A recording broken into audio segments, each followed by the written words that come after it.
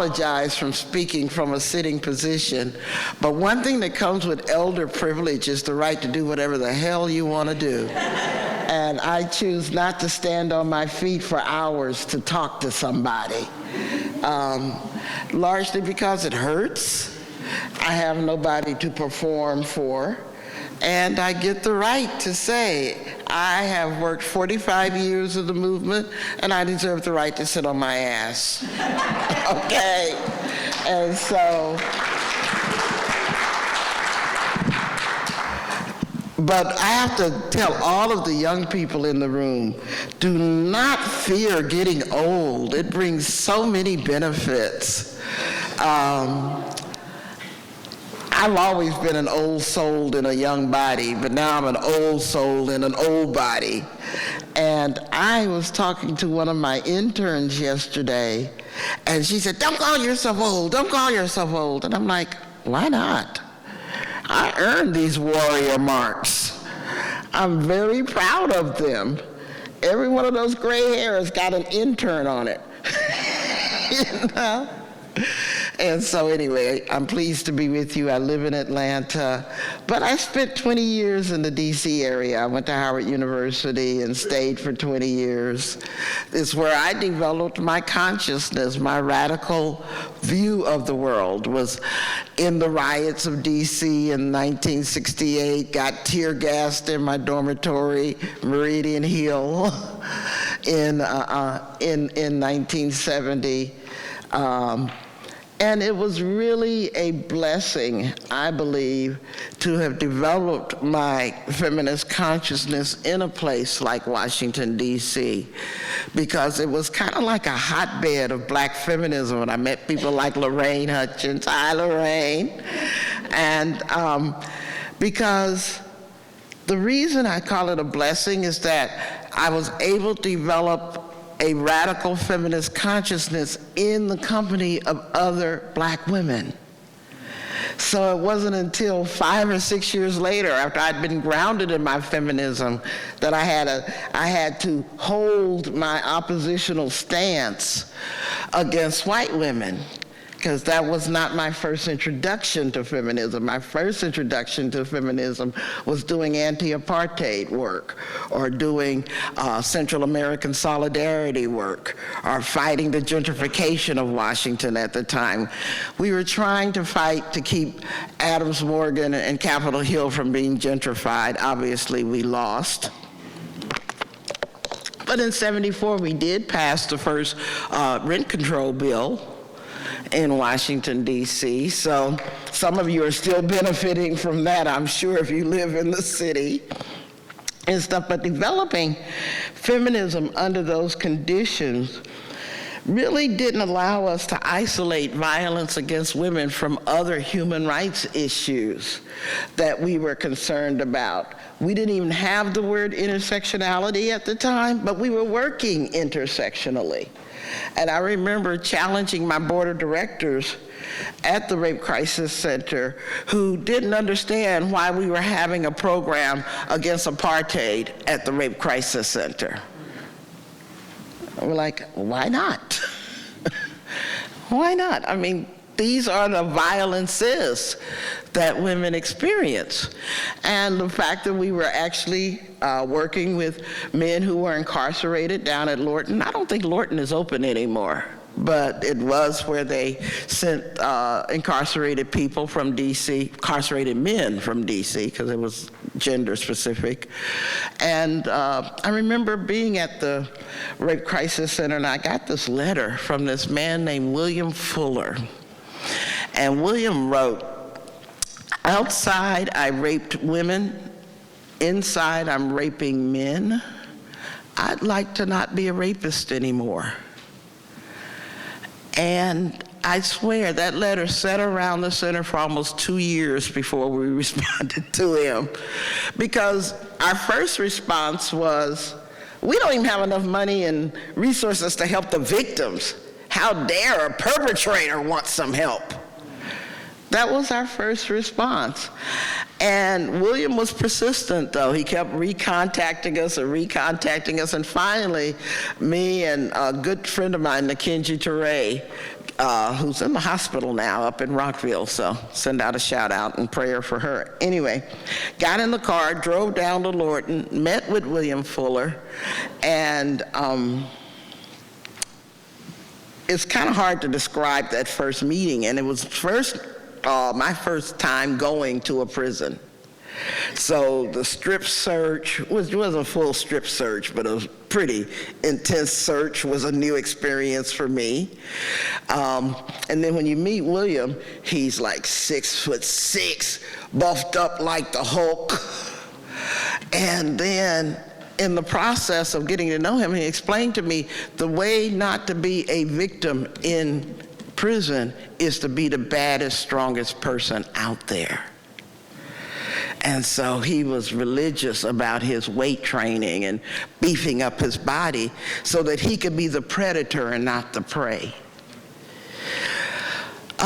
We ended up working with William, starting Prisoners Against Rape, which was the first prisoner-directed program working to end violence. And for us, it wasn't easy, but it also wasn't that hard, because most of sexual assault, as you probably well know, is intraracial, happening within the same race. And so when you're talking about people who are convicted of sexual assault from the District of Columbia, you're talking about basically black men.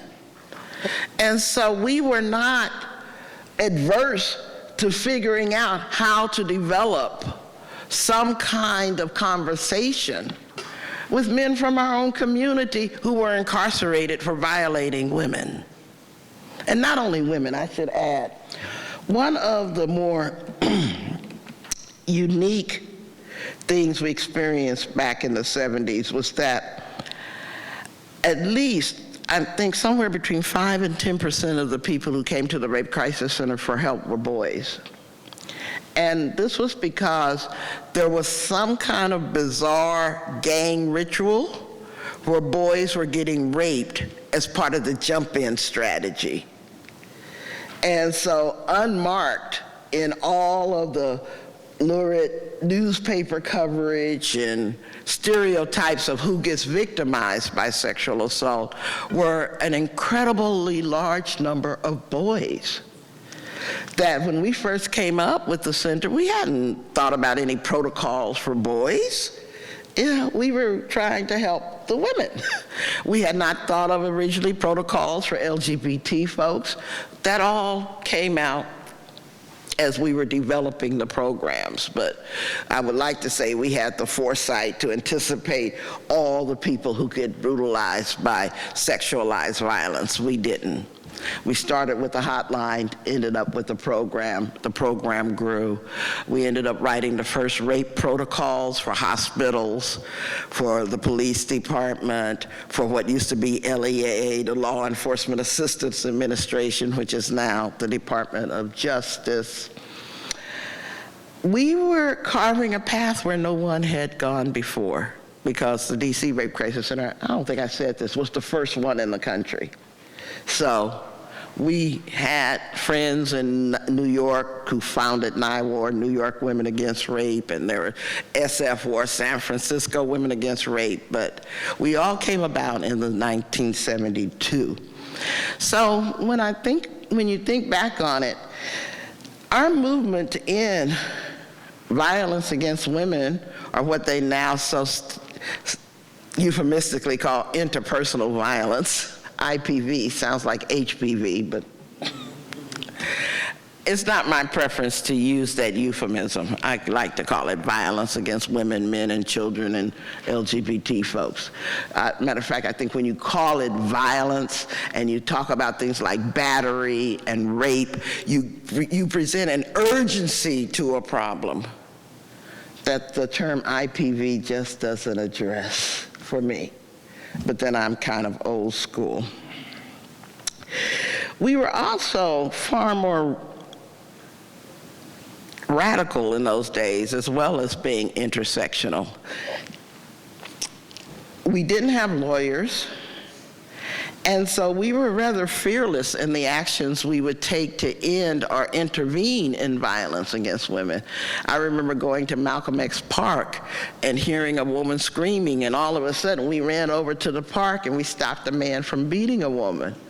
And then, nowadays a lawyer would say, "Don't do that, you'll get sued," or what have you, where we had no hesitation. A woman screamed, we ran towards the scream, while everybody else was running away, because that was the radical nature of our feminism.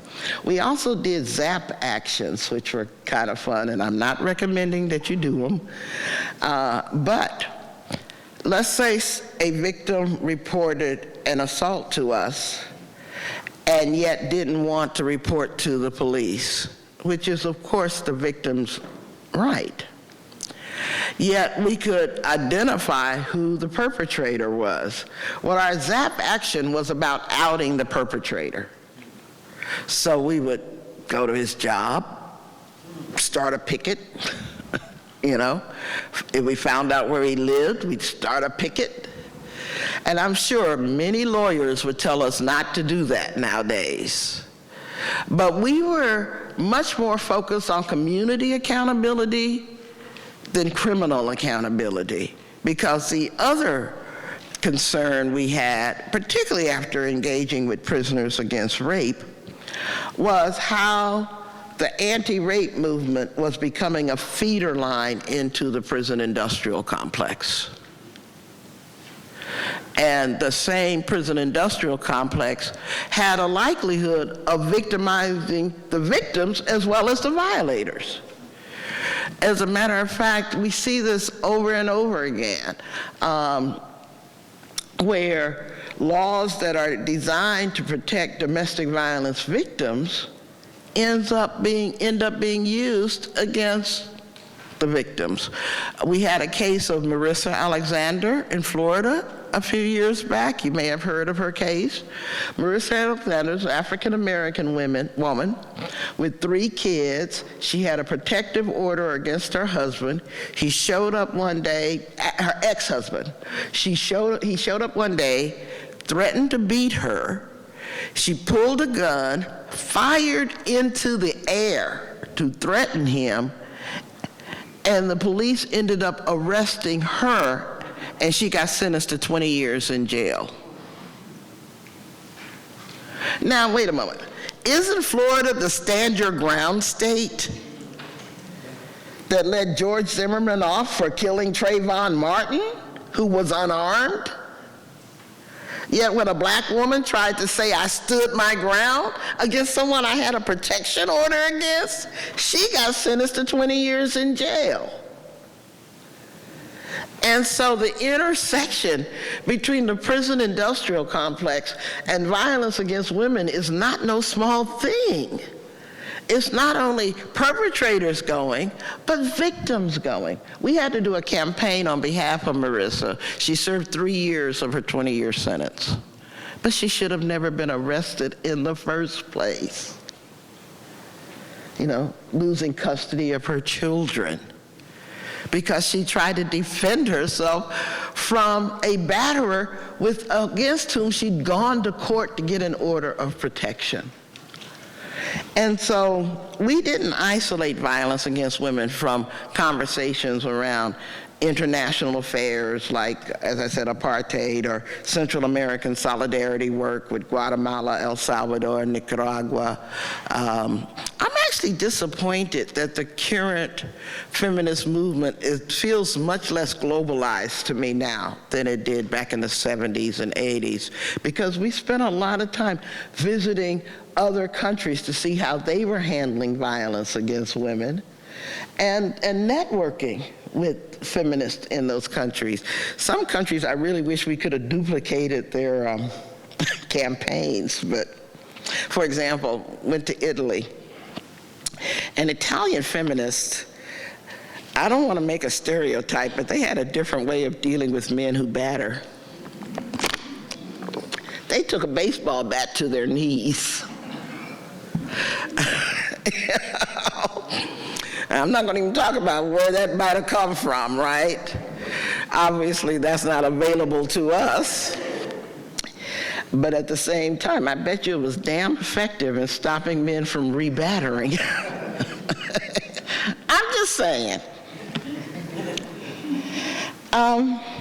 So I guess in hindsight, I have to ask the question, since we started this work in 1972, what have we achieved and what has changed and what has not changed? Let's bring us back to present time. I think one of the things that we achieved was establishing that violence against women, and I'm using women to talk about men, LGBT, on and on. I'm just using it as a verbal shorthand. We established that violence against women was wrong. Women who used to think that they deserved to get beaten now know that they don't have to. We know that children deserve not to be beaten or sexually assaulted. We've enacted all kinds of programs to protect young people, vulnerable people, the elderly. All of these came out of the movement to end violence against women, and we should be rightfully proud of these achievements. We've at least identified it as wrong. Violators no longer brag about beating up on their wives. You know, throw a few beers back at the bar and use the alcohol as an excuse for expressing violence at home. They no longer can do that. But obviously, we have not stopped violence against women from occurring, even though we have 2,000 rape crisis centers and domestic violence shelters across the country. Matter of fact, I have to digress for a minute. I'm somewhat pissed off that we have 2,000 rape crisis centers and domestic violence shelters across the country, largely because in so many ways they're one-dimensional. I spent the 1990s working against hate groups and hate violence, monitoring groups like the Ku Klux Klan and the neo-Nazi movement. I just met Howard Feynman. Where are you, Howard? Over there, where we shared some history in doing anti-fascist work back then in the 1990s while he was a civil rights lawyer and I was doing this monitoring work. I was probably the only black person going to Klan rallies professionally, which is a whole nother speech. But I bring that into the conversation because at the time, we were fighting for authorization of the VAWA Act, the Violence Against Women Act, that was eventually passed in 1994. I pointed out how amongst our thousands of rape crisis centers and domestic violence shelters, if a woman called me because she'd been a victim of racial violence or immigration violence or homophobic violence, or any other number of violences that I could identify, if she called me and she needed a place to go, she was not eligible to be accepted into a domestic violence shelter because her violator was not an intimate partner. And so I was like, there's something wrong when we spend so much energy protecting or providing services to one category of women getting violated, and yet slam the doors on those who don't present the perfect victim for us. You know, what if the woman is homeless, an immigrant, experienced a hate crime attack, you know, might have been transgender. I mean, all of these things, none of our shelters, our services were designed to address. And so I got into a lot of trouble in the early 90s fighting for inclusion of other victims of violence in the Violence Against Women Act.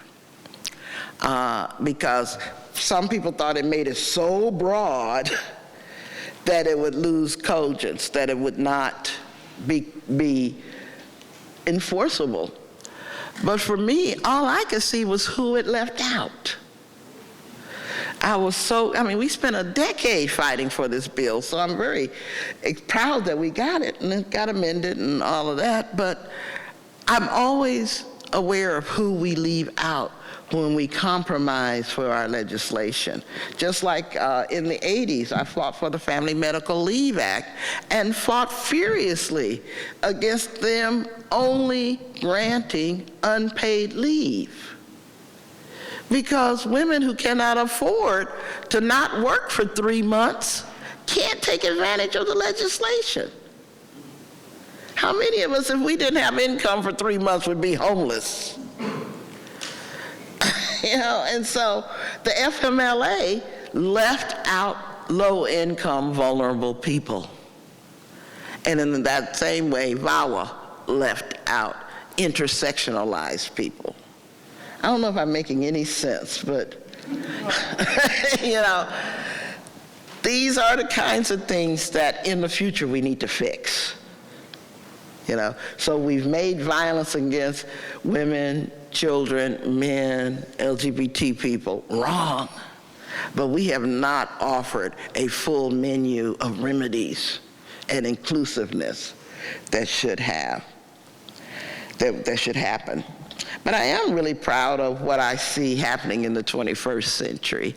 I've paid very careful attention. One thing about being in the violence against women's movement is that it's like the mafia. Once you're in, they never let you go.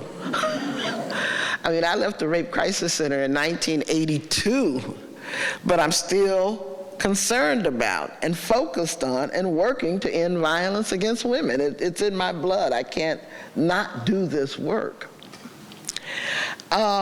And one thing I'm really proud about is how the new generation of activists, particularly coming from campuses, are responding to violence against women. First of all, they gave us a term, rape culture, that did not exist before, that really crystallizes all those things.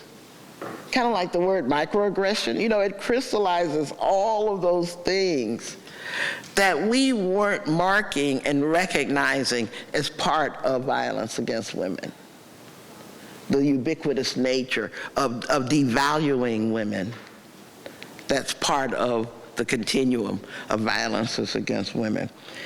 They've also done a much better job with organizations like Insight, Women of Color Against Violence, of naming the violences that women are vulnerable to, like immigration violence, state violence, police violence, economic violence when someone controls your resources and you don't. On and on and on, homophobic violence. And so now, this new generation of activists, they see ending all forms of oppression as intimately connected to ending rape, domestic violence, sexual assault, sexual harassment, and all of that. And they've situated this struggle on college campuses trying to make best effective use of Title IX. So they now have both the VAWA and Title IX in their arsenal with which to combat this violence. And there's a whole lot of problems with Title IX. Title IX is good in terms of it's trying to provide protection. And for those of you who don't know, Title IX is a civil rights act that says basically that people deserve equal opportunity to get an education. And their way that they're able to use Title IX is to interpret it that says creating a sexually hostile atmosphere through rape culture, domestic violence, transphobia and all of that, denies people the opportunity to an equal education, which is a wonderful interpretation of what we need to advance our human rights movement. I'm going to talk about human rights in my closing, so let me keep on. Now, there are some problems with how campuses have interpreted Title IX, though. And what we're seeing is a really problematic mixture of what campus responsibilities are, students, faculty, and administrators, trying to intersect with the criminal justice system. And in fact, the criminal justice system provides fewer remedies and fewer rights than campus policies that are allowed under Title IX. And so campuses who genuflect to the criminal justice system are actually doing a disservice to their students. And so I invite you to read more on this. On the website attended to this event were some wonderful articles. I don't have them in front of me, but I really invite you to read the articles that were prepared for this event on the website that really speaks about the problems, particularly community colleges have in implementing Title IX. Because you have a greater responsibility at the community college level with fewer resources. But you have many more complicated factors to deal with, but I'm not going to enumerate those because you can read them. But at the same time, having Title IX is available to us is a wonderful victory, but it's also problematic. And probably the most problematic aspect I would highlight at this moment is how campuses are following a law enforcement model and demanding mandatory reporting of sexual assault. And that is not necessarily good for people who are victimized by sexual harassment and sexual assault on campuses. I mean, maybe it seems on the surface that, well, why not report? Well, the problem is that mandatory reporting, by definition, strips the victims of rights.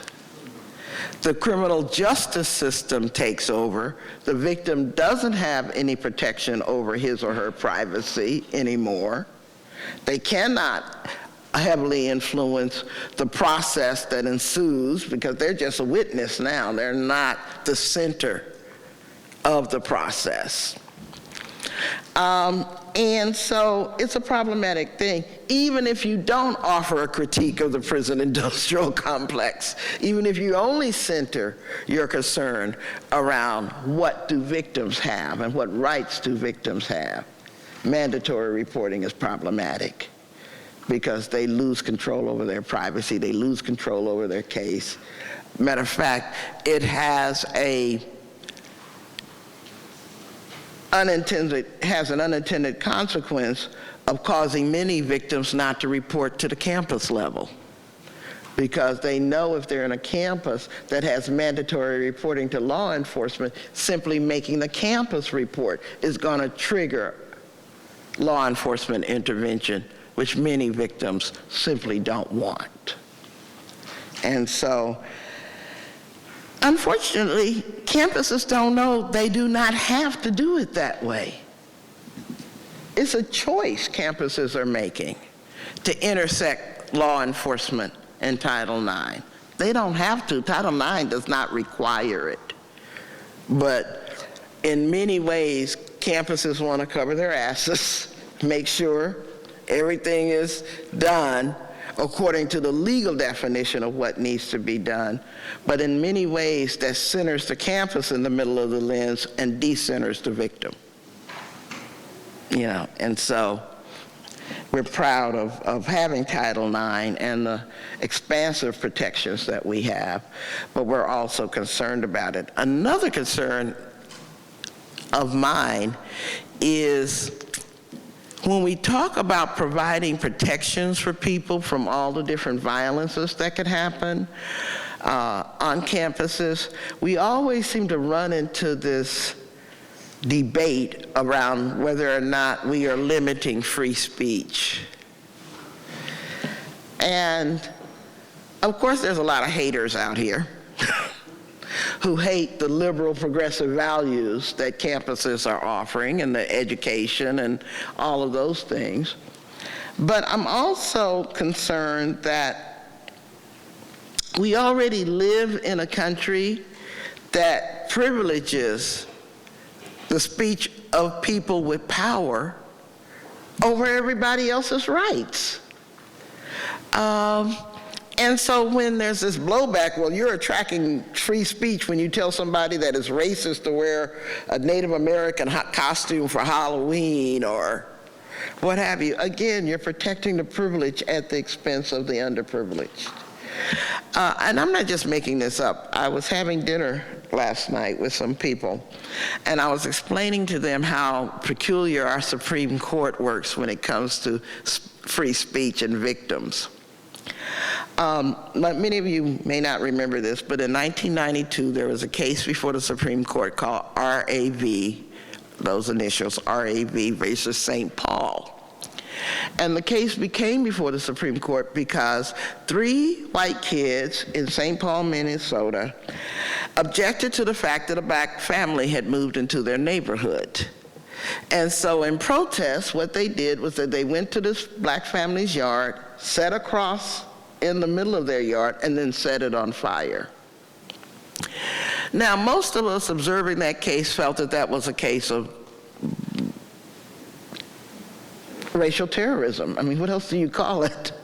I mean, because obviously if they wanted to make a speech, they could have set the cross in their own front yard and burnt it. You know, but the fact that they went to this other family's yard and set the cross on fire was a little bit more than speech. We called it racial terrorism. Interestingly enough, though, but when the case wended its way through up to the Supreme Court said that was protected free speech. That these white teenagers had a right to express their resentment against this black family without even inquiring whether the black family had a right to be in their home free of racial threats. We see over, and whether it's neo-Nazis marching through a Jewish neighborhood in Illinois or whatever, we see over and over and over again the free speech claims trumping the rights of vulnerable people. And so my antenna always go up when the claim of free speech comes out to try to thwart us ending racist and sexist violence on campuses. Because we know who those claims privilege. We have a long judicial and legal history to address that. And I think campuses sometimes get their panties in a wad over the question. I also had the experience of watching a lot of campuses capitulate. For example, when somebody who's obviously a racist or an anti-Semite or whatever comes to campus, like David Duke coming to campus or somebody like that. David Irving is actually a better example. David Irving is a British man who insists that the Holocaust never happened. You know, which is kind of bizarre. That's kind of like someone coming to campus and insisting that the earth is still flat. Now, for some reason, campuses confused over free speech seem to think that they are compelled to give people like this a platform in which to articulate these bizarre theories. And I'm like, excuse me, but would you give a platform to someone that says 2 + 2 = 5? In the pursuit of academic freedom? You know, you have an obligation to approximate the damn truth, at least. Not offer this fair and balanced bullshit that isn't fair and balanced, in fact. Because when you allow a David Irving to come to campus and insist that the Holocaust didn't happen, then you are ignoring the palpable injury to victims of the Holocaust and their survivors. You're perpetuating the Holocaust. You are not debating it. Yeah, and I've never quite understood why campuses could not figure out. David Irving has the right to say whatever the hell he wants to say it, wherever the hell he wants to say it. Campuses have an obligation to not offer him a platform. There is a difference. No more than you would offer a platform, like I said, to someone who's insisting that the earth is flat. You know, those kinds of things. So when people talk about, well, you know, we don't know whether or not, you know, we should protect the free speech right of people who commit sexual assault or even veiled threats and those kinds of things, I'm like, it's amazing that we can't figure this out. Or is it we're choosing not to figure it out because we are protecting the privileged? There's that question. So, one of the things that I really, really like about the modern movement is, as I said, they intersectionalize violence against women. I've been paying particular attention, since I'm a reproductive justice activist, to how reproductive violence presents itself in our society. For example, annually, 32,000 pregnancies result from rape. 32,000 people are pregnant resulting from rape. And yet in this pro-abortion, anti-abortion, pro-choice, pro-life debate, nobody's really asking the question about what about the rights of a woman not to be permanently tethered to her rapist. And for me, this is not an idle question, just a little bio here. At 14, I was incested by my cousin, who was 27. Married man, asshole, need I say more? At 15, I had a baby, his baby. And at that time, I had a choice on whether to give my son up for adoption or keep him. Now, I made the choice to keep my son. And I don't regret that. He's a wonderful kid. Well, he's 47 now, so he's not a kid. But I chose to keep him. But I also, with that decision, had the consequence of being tethered to my rapist for the entirety of my child's life. That was a choice I made. That is not a choice that should be imposed on people. And I'm not so sure, matter of fact, I know for a fact, that it compromised my relationship with my son. Because I loved him and hated his circumstances. I saw his father in everything he did. Yeah, and a child deserves unconditional love from their mother. Not this compromised, love you, hate you, want you, don't want you, kind of ambivalence that children smell, they detect it. And I tried to overcompensate for it, but also I had to have very frank and hard conversations with my child about his father. And it wasn't just me making it up. He ended up being, my son's father ended up being incarcerated for pedophilia. I mean, he had a pattern of doing this to his young relatives. So anyway, when I talk about the intersection of reproductive violence and violence against women, I'm not doing it from a theoretical point of view. I'm doing it from an experiential one. When I talk about why is it that 10% of the women who seek abortions have injuries to their genital areas long before they even come to the clinics? You know, why is it the most dangerous time for a woman in an intimate relationship may be when she's pregnant with a violent partner? You know, so the Lacey Peterson stories and stuff like that. So we have to make those kinds of intersections. So in the few minutes left to me, I want to close by talking about human rights, because I described in my journey, I went from women's rights to civil rights to human rights. And I thought that was a pretty unique journey, because as I said, my first consciousness was around feminism and what had happened to me. I was lucky to go to the Rape Crisis Center and find that I was not alone. And after I left the women's movement, I went into the civil rights movement, working to end hate groups and violence, bigoted violence. And then finally, within the civil rights movement, I actually heard something that I had never heard before. My boss at the Center for Democratic Renewal, where I was Reverend C.T. Vivian, who had been the aide to Dr. Martin Luther King, the political director for Dr. Martin Luther King. And when I was talking to Reverend Vivian at one point, I said, you know, Reverend Vivian, when we ask people to give up hate, you know, what's next?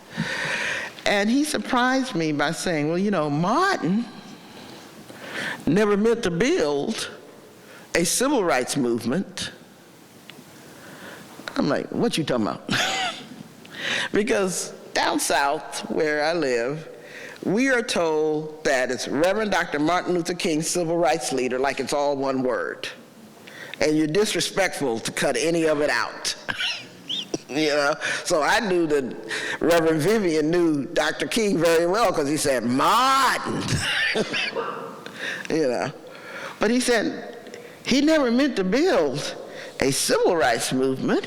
He meant to build a human rights movement. And this was in 1995, right after the Oklahoma City bombing. And I looked at Reverend Vivian, I said, I have no idea what you are talking about. And he actually went to his shelf and pulled out a copy of Dr. King's last Sunday sermon, March 31st, 1968, in which he called on us to build a human rights movement in the United States. And I have to say I was dumbfounded, because I know I was probably spluttering, but I was saying, everybody told me he had a dream. Nobody told me he had a plan. And in that moment, I had my own kind of epiphany. And Reverend Vivian, Abdullahi Al-Nahim, who is a Muslim law professor at Emory University, Shulamith Koenig, who's an Israeli-American activist on behalf of Palestinians. The four of us founded the National Center for Human Rights Education, a Muslim, a Jew, a Christian, and an atheist. Talk about diversity. You know? But anyway, that's when I became fascinated with a couple of things. First of all, why don't we know about human rights in the United States? This is a global framework that people have been using for 6 decades that is barely known in the United States. And I feel it's almost like a conspiracy. Matter of fact, I know it's a conspiracy. I'm not just Mel Gibson.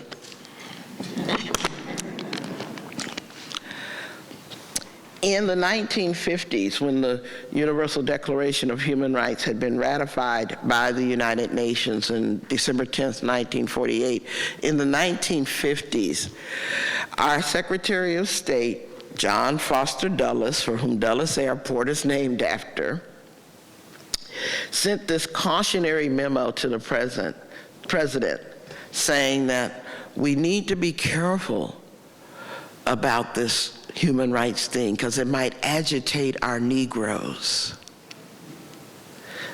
Now, I'm paraphrasing, obviously, but basically, there was this conservative backlash to the concept of human rights because it threatened the maintenance of segregation and Jim Crow.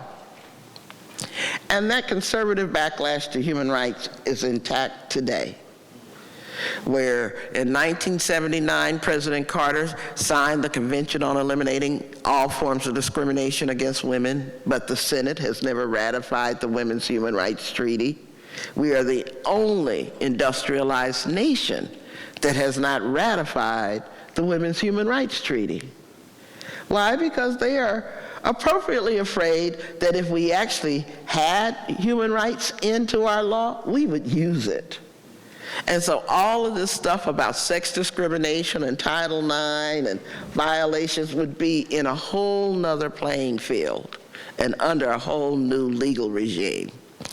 And so we have conservatives who are opposed and have been for 6 decades to us using the human rights framework in our activism. But I want to read something from the World Conference on Women that was held in Beijing in 1995. The human rights of women include their right to have control over and decide freely and responsibly on matters related to their sexuality, including sexual and reproductive health, free of coercion, discrimination, and violence. This is the framework we should be using, in my opinion, because there's 8 categories of human rights protections to which we are entitled. There are civil rights, the right to be treated as an equal to anybody in society. Non-discrimination rights are civil rights. There's political human rights, freedom of speech, the right to vote, though we've recently learned that we don't have the rights to have our votes counted. So, oops. And there's voting disenfranchisement happening all across America. There's economic human rights, the right to have the economy managed in such a way that it meets the needs of a people. What a bizarre concept that is.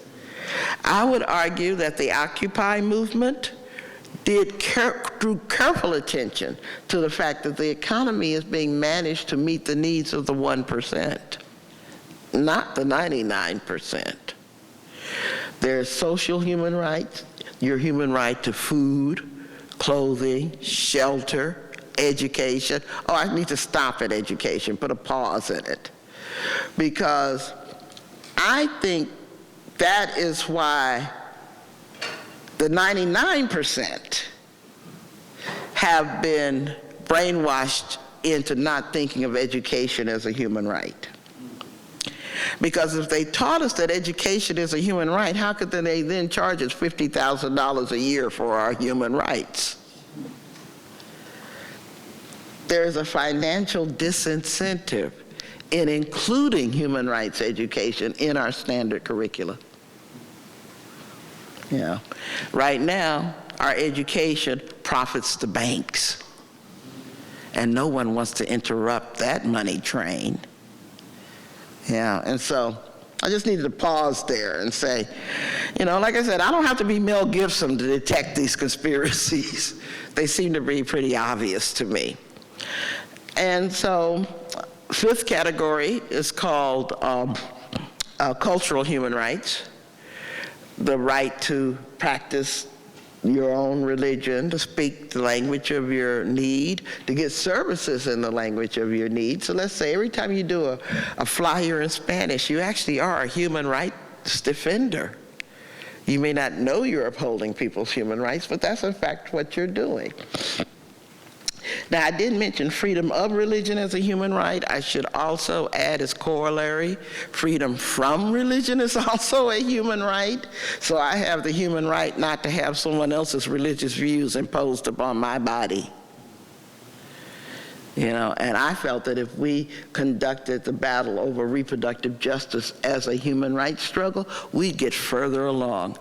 Because those who oppose women's rights are talking about pro-life, and I'm talking about pro-human rights. And I think that's a much stronger and capacious moral argument to counter people who only care about life before it's born. When I'm talking about children have a right to food, shelter, education, health care, that they can't seem to get to. So anyway, the 6th category is called environmental human rights, the right to a clean environment, to potable water, to non-toxic neighborhoods, on and on. 7th category is called developmental human rights. These are rights demanded by what we call the developing world to develop their own natural resources. What a radical idea that is. Whereas I would argue that most of the wars taking place in the world today are taking place because we're fighting over natural resources. For example, George Bush invaded Iraq because he couldn't explain how our oil got under their sand. You know? The genocide in Darfur is over natural resources, on and on and on. And then the eighth category, which brings me full circle back to what I'm talking about in terms of violence against women, are called sexual human rights. The right to control if and when you marry, if and when you'll have sex, if and when you'll have children. My favorite, the right to sexual pleasure, is a human right. So you can tell your partner, you're not doing it right, you're a human rights violator.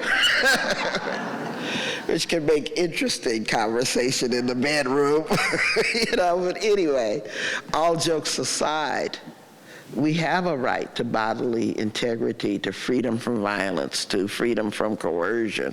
And so I think if we move these conversations out of those narrow corridors of criminal justice and all that and into the fuller light of human rights, I think we could come up with different responses. And I didn't want to describe those categories of human rights as if they were finite, because I think new human rights will emerge as new social justice movements demand them. As a matter of fact, my grandson reminds me daily that the ninth category of human rights will probably be digital human rights, because we are quickly approaching a time that if you are not digitally connected, you may be seen as subhuman, when your banking and your health care and your education are all digitally dependent. And so these are human rights. So in closing, I want to say that we who care about violence against women, who care about the enforcement of Title IX, who care about ending racism, homophobia, transphobia, all these issues that affect our ability to live lives of security, I think we need to become a wing of the human rights movement. The violence against women wing, for example, of the human rights movement, working against the anti-gentrification wing of the human rights movement, or the environmental justice wing of the human rights movement, or the gay rights wing of the human rights movement. We need to become a unified movement for our human rights against all those forces that would deprive us of our human rights. This is what Dr. King recognized March 31st, 1968.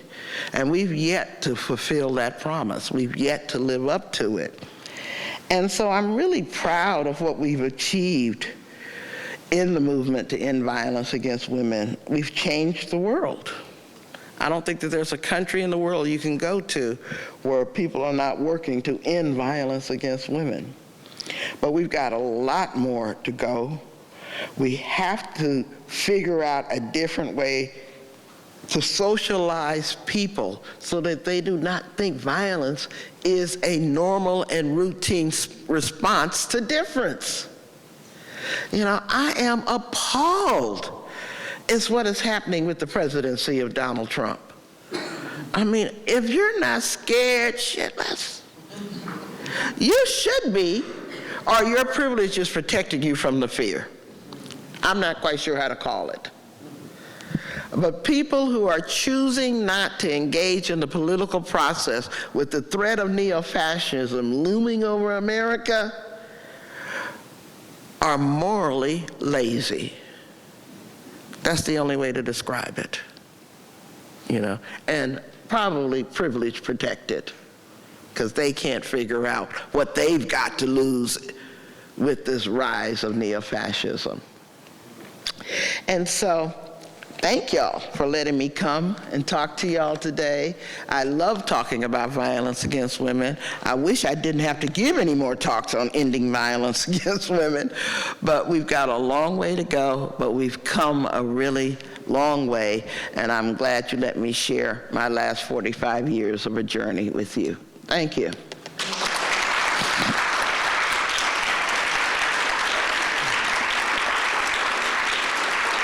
Genevieve, I left about 5 minutes for questions. Thank you. I left about 5 minutes for questions, and I have business cards for those who want to stay in contact. Wow, I know you have a lot to think about here, but did you have a question?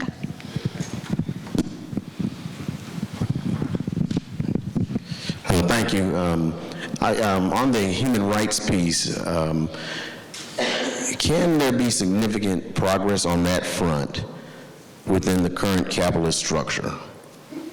Just the theoretical question on that, because it sounds like a lot of the things you mentioned, it sounds like that capitalism is inherently going to be an obstacle for that. So. Well, I would say that any economic system that doesn't center the needs of its people is going to be an obstacle. Because we found out through the collapse of the Soviet Union, while they prioritized economic, cultural, and social rights, they denied civil and political rights. And so under capitalism, we've got the prioritizing of civil and political rights while the denial of economic, social, and cultural. So, by definition, I'm not ready to make the case that we have to destroy capitalism to get to our human rights, because I don't see that as a viable charge, but I do say that we have to assert the inalienability of our human rights no matter what the economic system is, because it is very possible to construct another alternative economic system and still violate our human rights. Yeah, and so I center my desire. If I'm working under socialism, I have certain demands I'm going to make of that system. If I'm working under capitalism, I have demands I'm made under that system. And now that we've transitioned into neoliberalism, the demands have changed, but my human rights have not. And the thing that I love about the human rights framework is its immense adaptability. Every human being has the same human rights, but because of our own intersectional identities, we all need something different to protect them. So you may acknowledge, for example, that a blind child has a right to an education, for example, and recognize that that child has to have books in Braille in order to achieve the same human rights.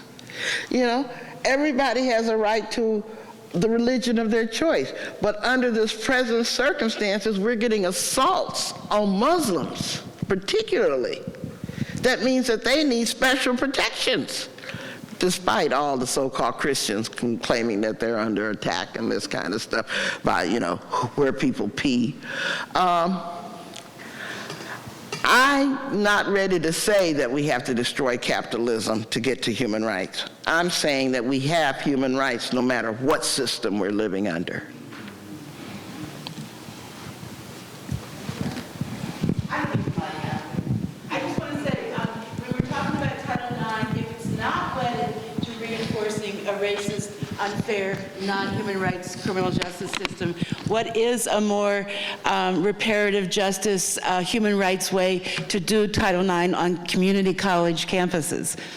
Are you asking me? Yeah, just for one more, concrete vision that you might have thinking about that, because Title IX is what we have that we're working with. How can we work with it more human rightsy? Human rightsy, yeah.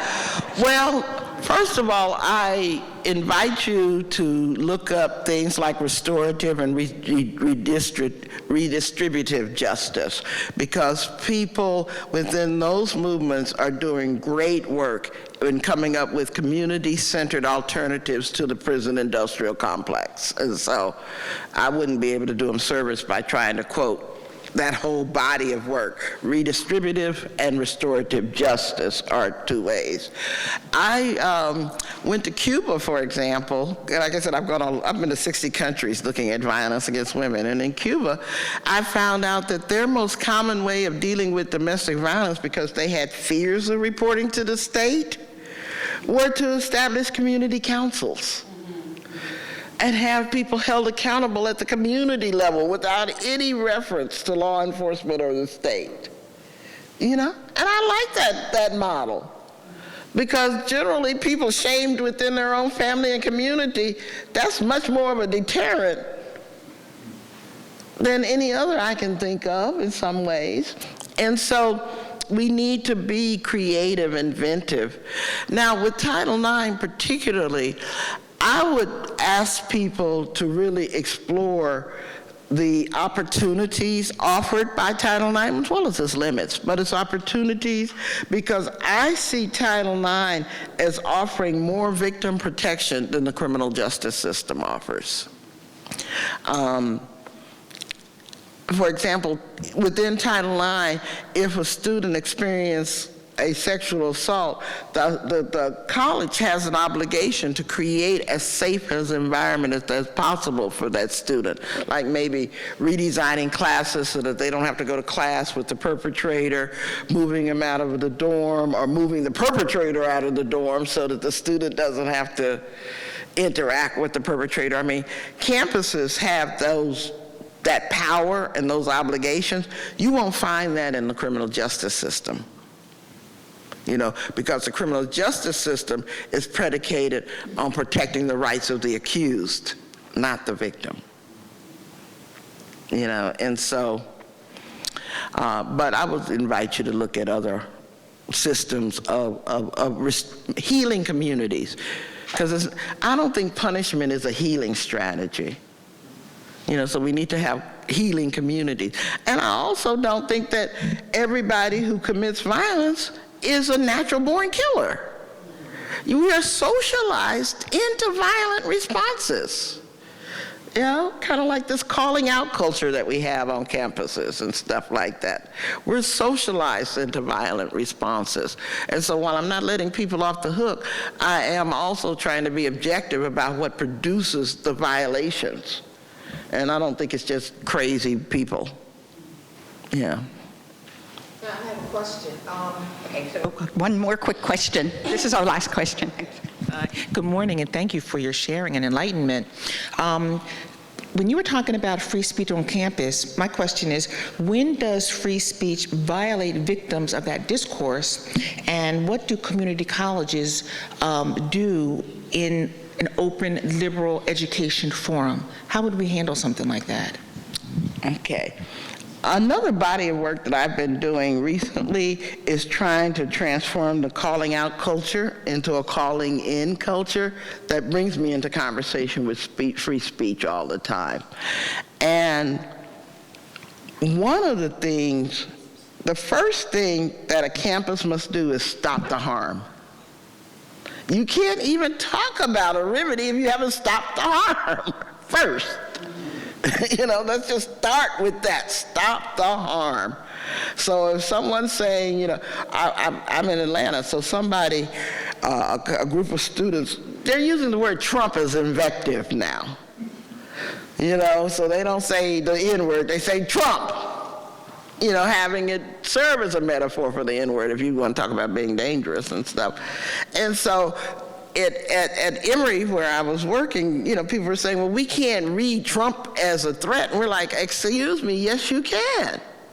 When it's been used as a threat. If I walk up to you in a very loving voice and say, I'm going to slap out of you, that's still a threat. No matter how loving my voice is, how apparently neutral my words were, those kinds of things. So the first thing is to stop the harm. The second thing to intervention, I think, is to offer education, because I've got a feeling that I don't have the empirical data to back it up, that most people who create harm do so unintentionally. Now, there are people who create harm intentionally, too, so I'm not saying that's a strategy for them. But I see a lot of harm and brutality among students that's unintentional. The student that walks up to me and say, do you wash your hair? I think it's lovely.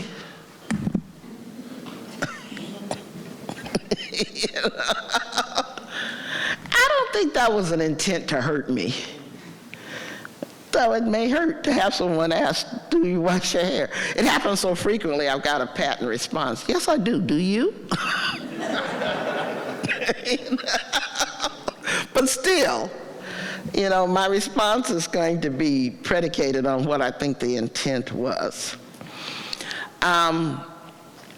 But the other thing is that free speech is indicated as a matter of the government not being able to impose speech regulations. Private institutions, the NGOs, the we got a right to do whatever the hell we want to do in terms of protecting our brand, in terms of protecting our environment and stuff. And so we do have the right to say this speech will not be tolerated here.